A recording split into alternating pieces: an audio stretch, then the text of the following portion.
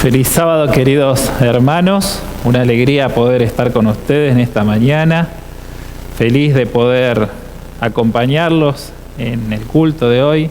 Aunque no nos podamos reunir todavía, al menos podemos tener este espacio virtual donde vamos a abrir la palabra de Dios y buscar juntos al Señor.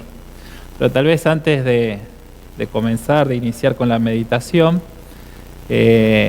quiero mencionarles que debido a esta situación de cuarentena que nos obliga por ahora a estar aislados, a estar en casa, la realidad en nuestro territorio, en la misión argentina del noroeste, no es la misma.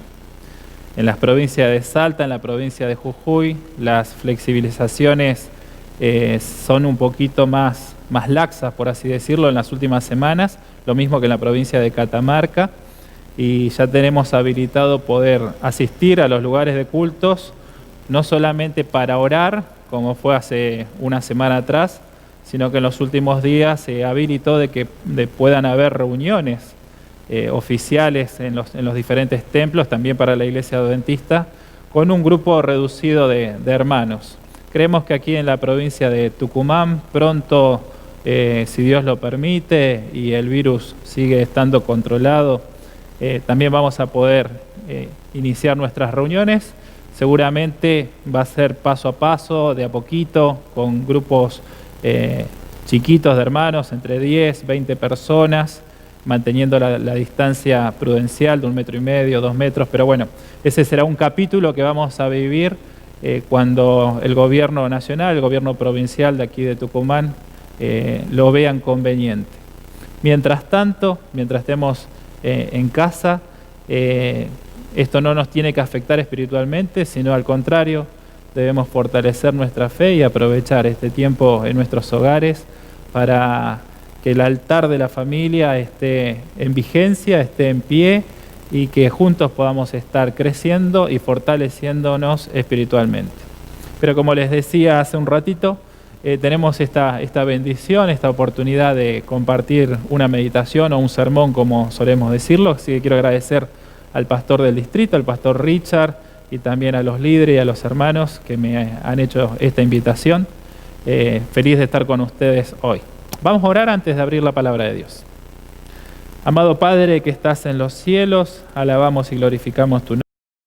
Señor, hemos llegado a un sábado más y te agradecemos. Te agradecemos por estas horas sagradas donde queremos buscarte de todo corazón y queremos, al abrir la Biblia, tu palabra en este día, suplicarte como discípulos tuyos que el Espíritu Santo pueda iluminar nuestras mentes y alimentarnos espiritualmente. Te lo pedimos en el nombre precioso de Jesús. Amén, Señor. Muy bien, queridos hermanos, vamos a deleitarnos entonces en la Biblia, en la palabra de Dios, y vamos a leer varios versículos en este día. Así que te invito a que vayamos juntos al Nuevo Testamento. Vamos a ir al último libro de la Biblia, que es el libro de Apocalipsis. Muy bien. Vamos a ir al capítulo 12 del libro de Apocalipsis, versículo 17. Apocalipsis capítulo 12, versículo 17. Dice así: entonces el dragón se llenó de ira contra la mujer y se fue a hacer guerra contra el resto de la descendencia de ella, contra los que guardan los mandamientos de Dios y tienen el testimonio de Jesucristo.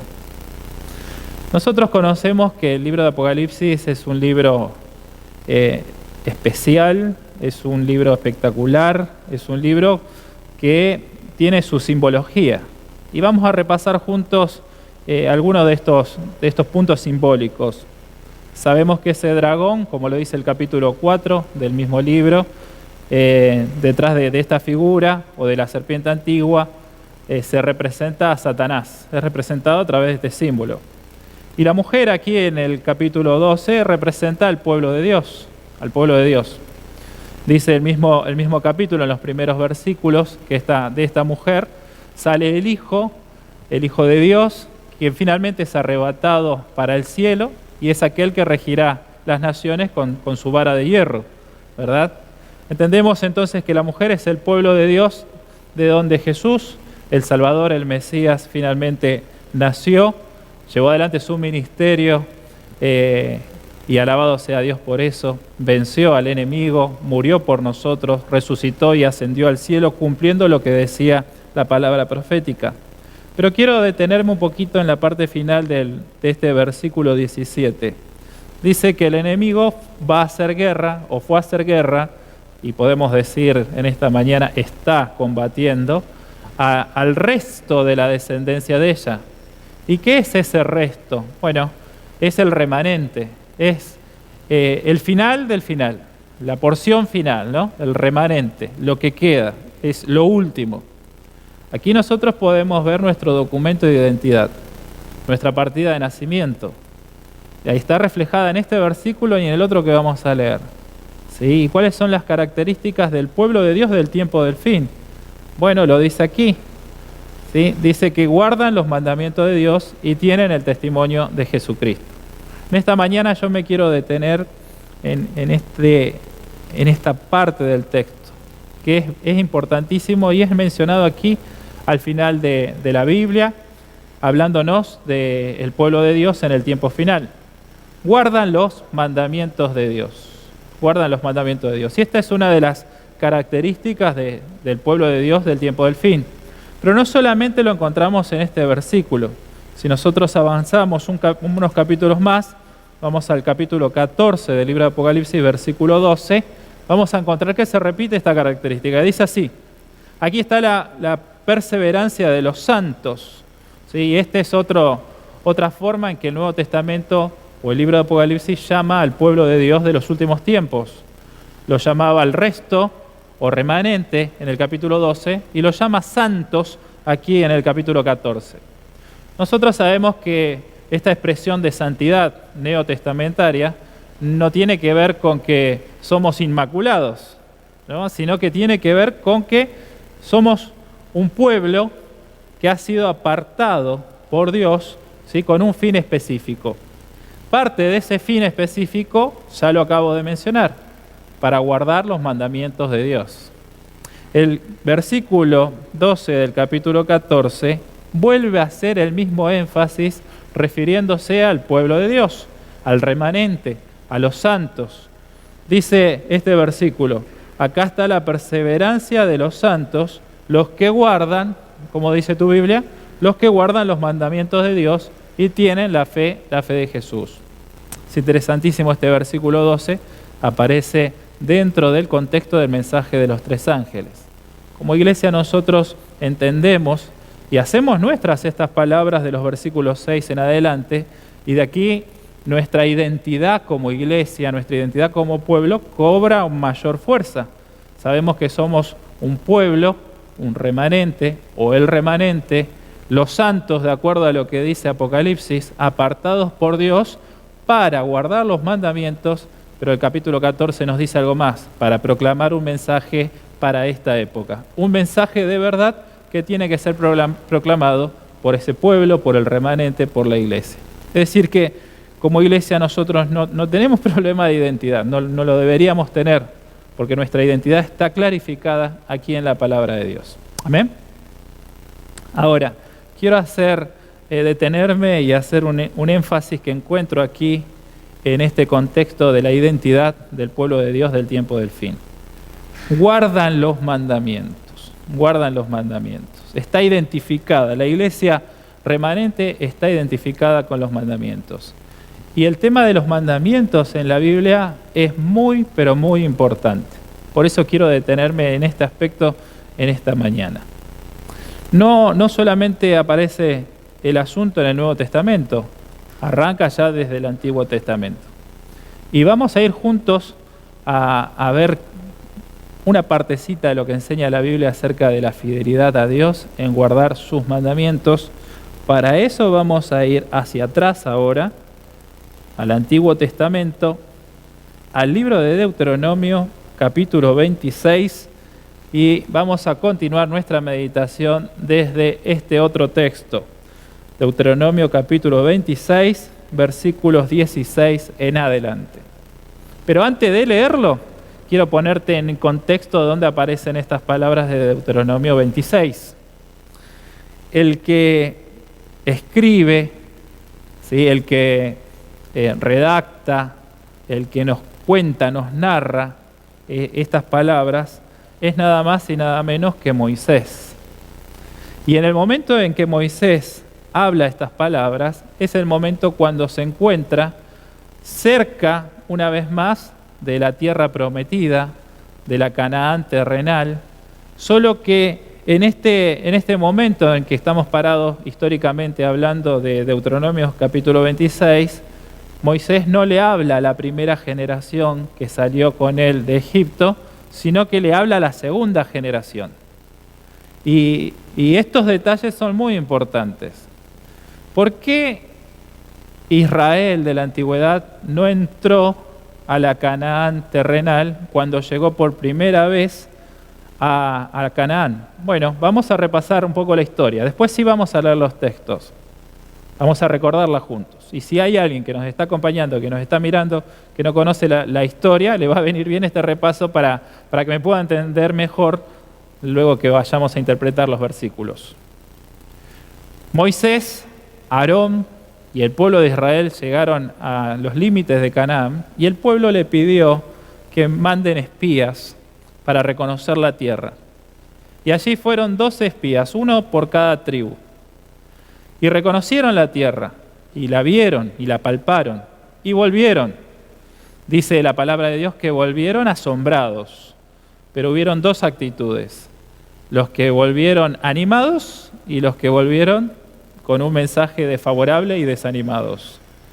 10 de los espías dijeron: en Canaán hay gigantes, nos miraban como langostas, no podremos contra ellos. Y solo 2 de los espías dieron un mensaje favorable, porque confiaban no en lo que ellos podían hacer, sino en lo que Dios podía hacer. Y ratificaron y dijeron: es cierto, es tierra de gigantes, hay ciudades amuralladas, es verdad, son gente poderosa, pero con la ayuda de Dios, y hay una expresión especialmente de uno de los 2 espías de Caleb, que a mí me encanta. Caleb dice: los comeremos como pan. Pero esa expresión no nace de un corazón que se la creía, de un corazón que confiaba en sus propias fuerzas, sino de alguien que confiaba en la palabra de Dios, de alguien que confiaba en el Dios todopoderoso que los había sacado de Egipto. Lamentablemente, el relato bíblico dice que el pueblo decidió, en su gran mayoría, oír y hacerse eco del desánimo de los 10 espías en lugar de confiar en el relato de los 2 espías y sobre todo en confiar en la palabra de Dios.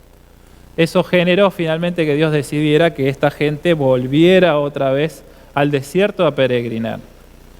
Y el Señor, de forma práctica, dijo así: 40 días estuvieron reconociendo la tierra los espías, bueno, entonces 40 años van a volver al desierto hasta que esta generación, por lo menos los hombres de 20 años para arriba, descansen todos. Y ninguno de estos incrédulos, en mi palabra, va a entrar a la Canaán terrenal. Solamente 2 van a ingresar a la Canaán terrenal.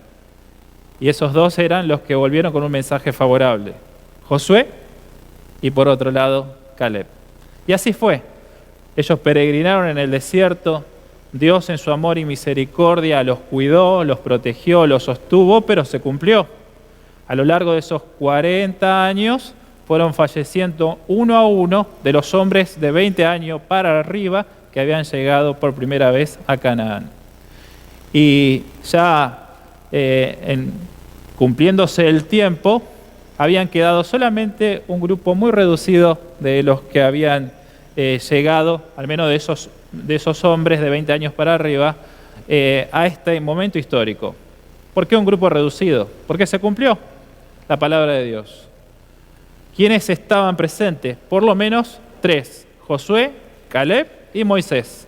El resto de las personas, podemos llamarlo así, formaban parte de la nueva generación de israelitas. En ese contexto llegamos a Deuteronomio capítulo 26. Moisés se toma el trabajo como un gran líder. De paso, este Moisés era un Moisés entrado en años. Estaba pisando los 120 años. Y aunque viejito, enérgico. ¿Sí? Aunque entrado en años, un hombre sostenido y vigoroso gracias al poder de Dios. Y Él les cuenta, se toma el trabajo de contarles toda la historia. Miren, Dios nos sacó de Egipto, nos sacó con mano poderosa, allí fueron derramadas plagas, Dios cuidó de su pueblo, luego salimos de Egipto, nos encontramos con el Mar Rojo, Dios abrió el Mar Rojo, cruzamos el Mar Rojo de forma poderosa y milagrosa, nos faltó agua y Dios nos proveyó agua, nos faltó alimento y Dios nos proveyó alimento. Y entonces le contó toda la historia de cómo habían vivido esos años. Y parte de esa historia ella la conocían muy bien porque esta generación, si bien era la segunda generación, había participado de los poderes milagrosos de Dios que les proveyó de alimento a través del maná, les proveyó agua en el desierto y dice el Antiguo Testamento que ni aún sus ropas ni sus calzados se envejecieron. Así que conocían a ese Dios que había sacado a sus padres de Egipto de forma personal. Pero no solamente Moisés se tomó la tarea de contarles acerca de Dios y acerca de lo que había hecho a través de su poder con su pueblo, sino que le habló de sus leyes, les habló de sus preceptos y también le habló de sus mandamientos. Y acá me quiero detener. En ese contexto donde Moisés habla con esta nueva generación de los mandamientos, de las leyes, de los preceptos, ¿sí? Es un contexto de pacto. Moisés repasa ese pacto con esta nueva generación y ahí surgen estos versículos. Dice el versículo 16 del capítulo 26. Dice, Jehová tu Dios te manda hoy que cumplas estos estatutos y decretos de todo tu corazón para ponerlos en obra con toda tu alma. Queridos hermanos, la ley de Dios, los mandamientos de Dios, los consejos de Dios, los preceptos, son importantísimos para Dios que nos ha dado su palabra y esto lo podemos ver desde el inicio hasta el final de las Sagradas Escrituras. Arrancamos nuestra meditación en esta mañana viendo que es importante para el remanente y es una de las características del pueblo de Dios, de los santos, del resto del remanente que dice Apocalipsis, guardar los mandamientos de Dios. En el Antiguo Testamento, donde estamos parados ahora leyendo juntos, vemos que ese pueblo que Dios también eligió, ese pueblo que Dios escogió y cuidó, a ese pueblo Dios le dijo, mira, si hay algo importante son mis mandamientos, mis preceptos y mis estatutos, para que los guardes y los pongas por obra. Versículo 17, Moisés le dice a ese pueblo, a esa nueva generación, ustedes le han declarado solemnemente hoy a Dios que Jehová es tu Dios. Jehová es tu Dios. Que andarás en sus caminos, que guardarás sus estatutos, sus mandamientos, sus decretos, que escucharás su voz. Y aquí está la relevancia de los mandamientos. Aquí está la relevancia. Y la actualidad de guardar los mandamientos para nosotros en nuestros días como pueblo, como remanente, como iglesia, como santos de Dios. ¿Por qué? Porque cuando nosotros guardamos los mandamientos de Dios, y lo hacemos de esta manera, como el Señor nos indica, lo hacemos de todo corazón, con toda nuestra alma, por amor a Dios, entonces ocurren dos cosas importantísimas. Lo que ocurre es que reconocemos a Dios como nuestro Señor. Sus mandamientos pasan a ser nuestra regla de fe, reconociendo de que tenemos a alguien que nos ha liberado, en nuestro caso, no de una esclavitud, subyugados por una nación como el antiguo Israel, sino que nos ha liberado del pecado, nos ha liberado de las consecuencias del pecado. Entonces, al guardar los mandamientos de Dios, nosotros reconocemos de que tenemos un Dios sobre nosotros y que ese Dios es el Señor de nuestra vida y su palabra, sus preceptos, sus mandamientos para nosotros son nuestra regla de fe. Moisés, en ese momento, cuando le habló de corazón a corazón a esa nueva generación, les dijo, miren, cada vez que nosotros hemos desoído la palabra de Dios, fuimos infieles al Señor, fuimos duros de corazón o de cerviz, nos fue mal. Y Dios ya se los había dicho, que si eran fieles como pueblo en guardar sus mandamientos, sus palabras, sus preceptos, sus consejos, el resultado sería bendición. bendición tras bendición. Es más, se lo graficó a través de 2 montes, ¿sí? Donde un monte representaba las bendiciones y otro monte las maldiciones. Y el Señor, de manera gráfica y de manera oral, y también le hizo a Moisés escribirlo para que no quedaran dudas cómo eran los términos de este pacto. Les dijo: miren, si ustedes me son fieles y obedientes, el resultado van a ser las bendiciones. Y yo voy a estar con ustedes y ustedes van a prosperar y todas las cosas les van a ir bien. Ahora, si ustedes son desobedientes, entonces el resultado va a ser todo lo contrario. Moisés se tomó el trabajo con esa nueva generación que estaba a punto de ingresar a la Canaán terrenal, a diferencia de sus padres y la generación anterior. Y si había algo que le preocupaba a Moisés, era que esta generación no cometiera los mismos errores que la generación anterior. Por eso no solamente les contó la historia, sino que ahora renueva este pacto de fidelidad con Dios. Y les dice: es necesario que seamos obedientes, que guardemos los mandamientos, los preceptos de Dios, si es que Dios realmente es nuestro Dios y nuestro Señor. Ahora, en este contexto pactual hay 2 partes, no solamente lo que el pueblo responde, sobre todo, y la más importante del pacto es la parte de Dios. Dice el versículo 18: Jehová ha declarado hoy, tú eres su pueblo, su posesión. Tú eres su pueblo, su posesión, como te lo ha prometido, para que guardes todos sus mandamientos. Y aquí destaco también algunas cositas. Destaco esto: aquel que reconoce a Dios como su Dios y como su Señor, también reconoce que sus mandamientos son la norma de fe entregada para sus hijos. No podemos desasociar la palabra de Dios. No podemos desasociar los mandamientos de Dios del Señor. Apocalipsis lo dice claro: el remanente de Dios también ha hecho un pacto con Dios. Y sus mandamientos es la regla de fe y de moral del pueblo de los últimos tiempos. ¿Y qué hace el Señor con sus hijos? Dice aquí la palabra de Dios: el Señor los ve como su posesión. Un poquito más adelante el libro de Deuteronomio dice: son la porción de Dios. El mismo Moisés, hablando de este tema, utiliza otra expresión más adelante, dice: son la niña de los ojos de Dios. Y estas palabras de ese gran líder que Dios había levantado en la antigüedad, a mí realmente me conmueve.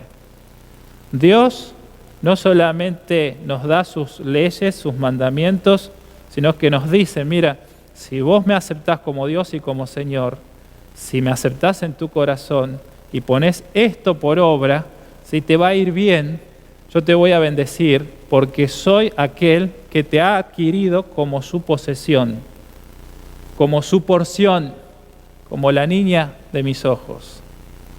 Mis hermanos, qué cosa hermosa, ¿no? Tener esta relación con Dios.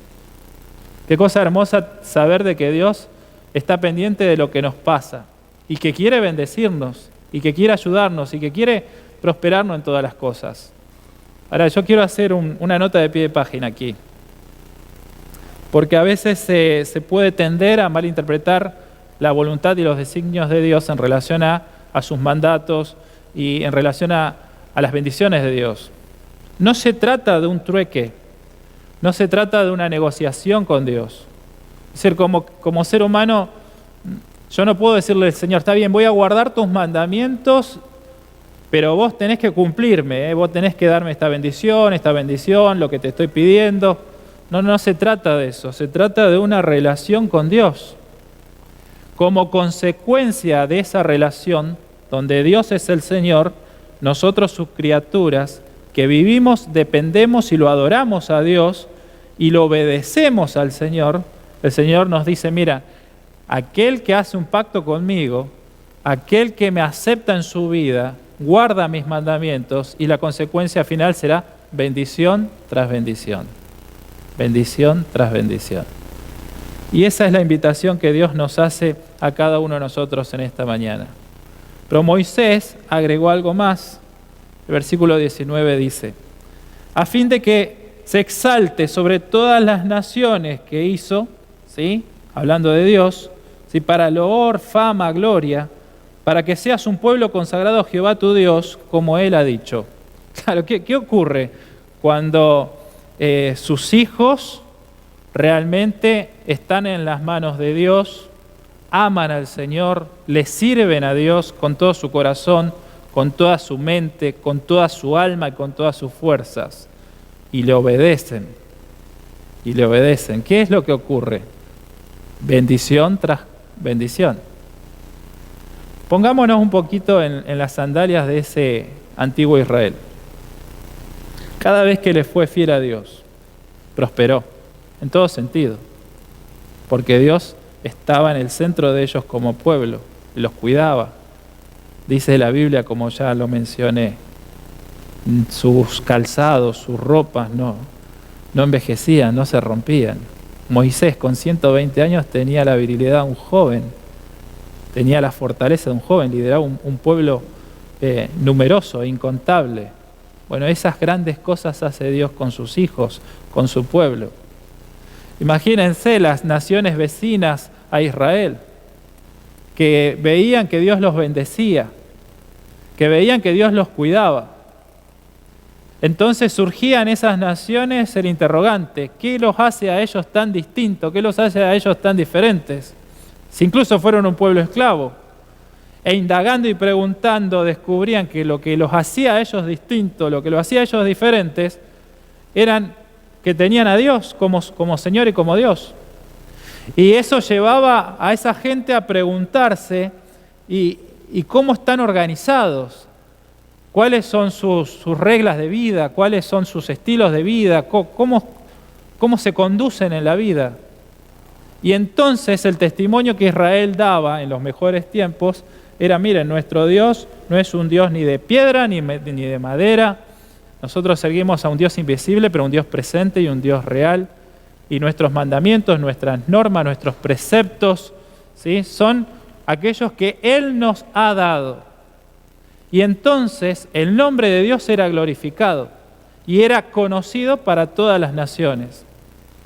Llevemos eso a nuestros días, a nuestras vidas.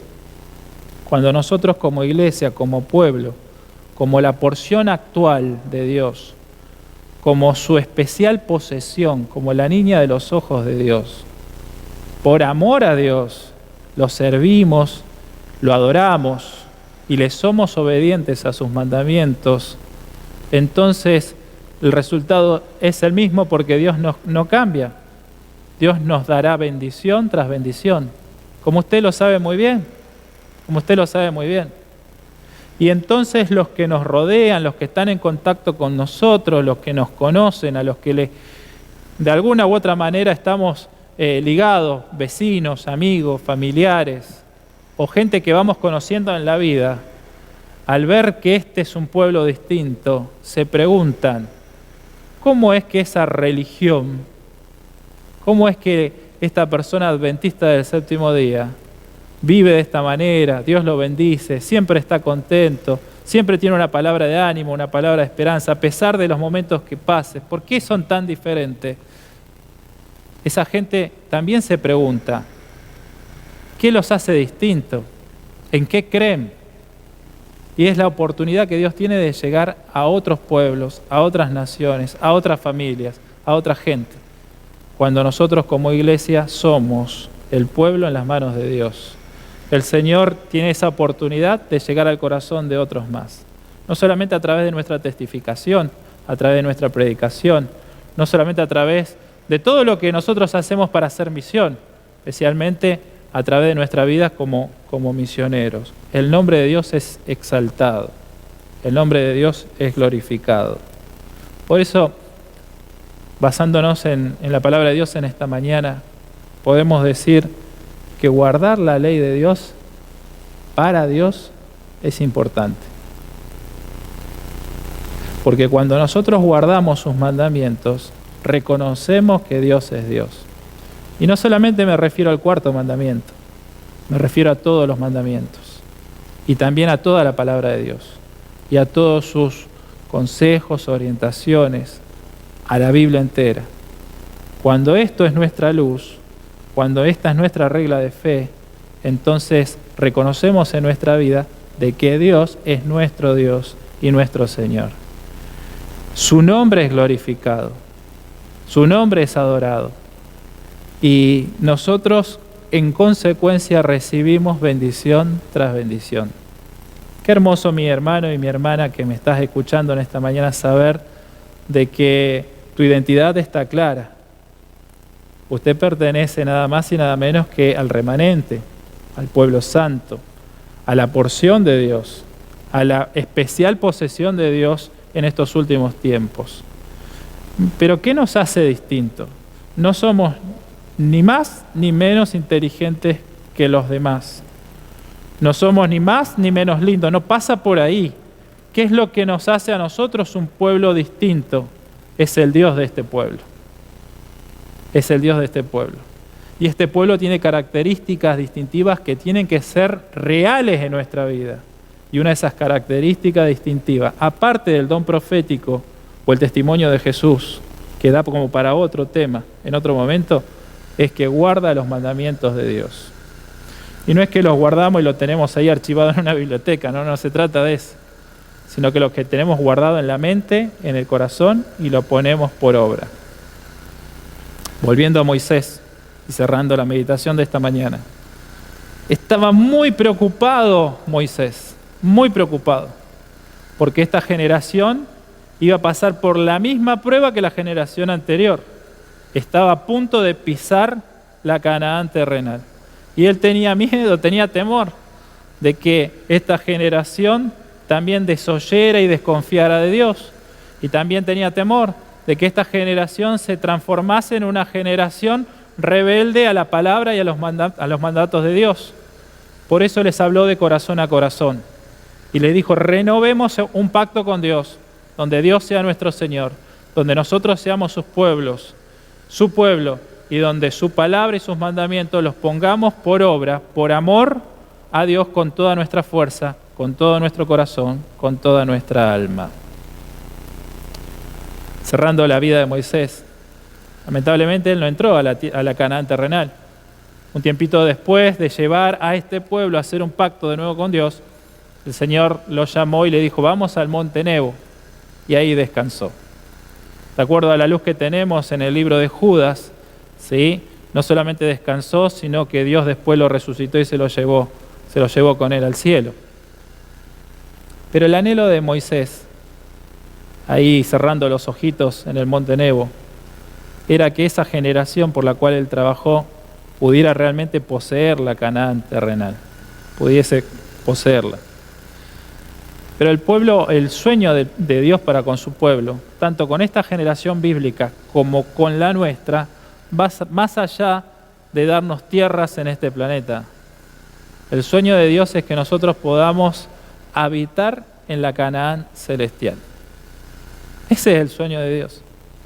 Y que Dios pueda estar en el centro de su pueblo y en el centro de nuestro corazón.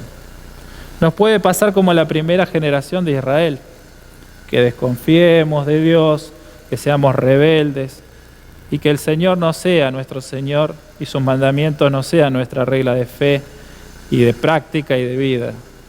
Sería muy triste, ¿no? Haber recorrido el desierto de nuestra vida hasta este punto y que no entremos a la Canaán celestial. El sueño de Dios es que usted no se quede en su experiencia donde está, sino que avance con Él todos los días de su vida. Y algún día, no muy lejano, los cielos se van a abrir y vamos a ver a Jesús, ese Jesús que se manifestaba en una nube y en una columna de fuego en el antiguo Israel, ese Jesús preencarnado que luego se encarnó y que llevó adelante ese plan hermoso de salvación para que nosotros podamos ser salvos y podamos ser su pueblo. Ese Jesús aparecerá en las nubes y todos los santos ángeles con él. Y su pueblo, aquel que hace de Dios su Señor, aquel que guarda los mandamientos por amor a Él, lo estará esperando. ¿Cómo está tu vida hoy? ¿Cómo está tu vida hoy? ¿Cómo te encuentras este sábado? ¿Te encuentras dentro del pueblo o fuera del pueblo? ¿Te encuentras en Cristo o fuera de Cristo? Mira, lo que quiero transmitirte es esto. Tenemos un Dios tan grande, tan maravilloso y tan misericordioso que no quiere que te pierdas, ni que yo tampoco. Él quiere nuestro bien, Él quiere bendecirnos, Él quiere ser nuestro Dios. Por eso no nos dejó en tinieblas, nos dejó su palabra, nos dejó sus mandamientos. Y quiere que nosotros entendamos que la obediencia a Él no nos traerá consecuencias negativas, todo lo contrario. Si nosotros le somos leales y obedientes a Dios, el resultado será bendición, bendición tras bendición. Y cuando nosotros obedecemos por amor a Él, esto es algo muy importante. Reconocemos que Dios es nuestro Señor. Apocalipsis 12, Apocalipsis 14, también Apocalipsis 19, lo dejan en claro. El último pueblo de los últimos tiempos será obediente a los mandamientos de Dios. Obedecer sin amar, el apóstol Pablo diría, es como un metal que resuena, un címbalo que retiñe. Dios no quiere que obedezcamos por obedecer. Él quiere que obedezcamos por amor a Él, reconociéndolo a Él como nuestro Dios y como nuestro Señor. El viejito Moisés, de 120 años, se tomó el trabajo de hablarle a esa generación, la segunda generación, y los invitó a hacer un pacto de fidelidad y de amor a Dios. Y en esta mañana me gustaría invitarte, ahí donde estás, a que hagamos un pacto con Dios. Yo no sé a quién le estoy hablando, sé que la mayoría son hermanos, como solemos decir, de la iglesia, pero tal vez en esta mañana le estoy hablando a alguien que recién se está acercando a la iglesia adventista. Quiero decirte que Dios quiere hacer un pacto con vos, con aquel que se está acercando, aquel que le llamamos amigo, bueno, amigo nuestro o amiga nuestra. Dios quiere hacer un pacto con vos. Él quiere ser el Dios de tu vida. Y toda la palabra que Dios te dejó es para tu bienestar. Y hermano y hermana adventista de la fe, a ti también te quiero hablar en esta mañana. Dios quiere que renovemos nuestro pacto de amor y fidelidad en este día. Si ese es tu anhelo, si eso es la decisión que estás tomando, yo te invito a que oremos juntos. Inclinemos nuestros rostros. Padre querido que estás en los cielos, Señor, estamos orando todos juntos con mis hermanos que estamos aquí, llevando adelante la programación de este sábado precioso y también con todos los que están conectados a través de internet. Señor, queremos renovar nuestro pacto contigo y decirte de corazón, Señor, queremos que tú seas nuestro Dios y nuestro Señor. Aceptamos tu palabra, tus mandamientos, tus consejos, tus preceptos, tus principios como nuestra regla de fe, moral y vida. Y te pedimos la ayuda de tu Espíritu Santo para poder ponerlos por obra y para que esas obras sean de tu agrado. Bendito Dios, tal vez en esta mañana nos estén viendo personas que recién se están acercando a la iglesia. Te suplicamos que tu Espíritu Santo pueda impresionarlos fuertemente en este día, para que ellos sientan el anhelo, el deseo de que tú también seas el Dios que llene su vida y su corazón. Padre querido, ayúdanos a amar tu palabra y a ponerla en práctica con gozo, con alegría y haciéndolo esforzadamente, con toda nuestra fuerza, con toda nuestra mente, con nuestro espíritu, que lo podamos hacer, Señor, de todo corazón para ti. En el nombre de Jesús, amén. Que Dios te bendiga, que tengas un lindo sábado.